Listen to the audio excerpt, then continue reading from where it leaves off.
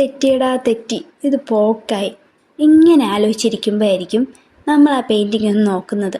അപ്പോൾ ഇത് കൊള്ളാമല്ലേ എന്ന് തോന്നിക്കുന്ന പെയിൻറ്റിങ്സ് വരയ്ക്കാൻ ഇഷ്ടപ്പെടുന്ന എല്ലാവർക്കും കാണില്ലേ? എനിക്കും ഉണ്ടെന്നേ. അങ്ങനെ ഒരു പെയിൻറ്റിങ് പെടുത്താട്ടോ ഇത്.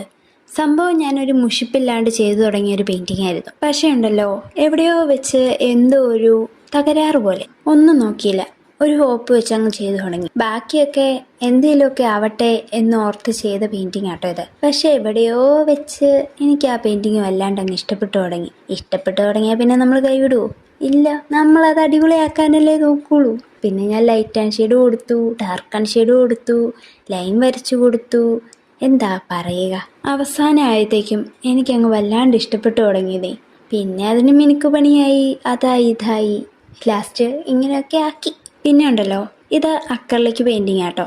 ഇതിനൊരു പേര് വിടാം. എന്താ ഇടുക? Stress relief painting. നിങ്ങൾക്കും കാണില്ല ഇങ്ങനത്തെ സ്റ്റോറീസൊക്കെ? കമൻ്റായിട്ട് പറയണേ.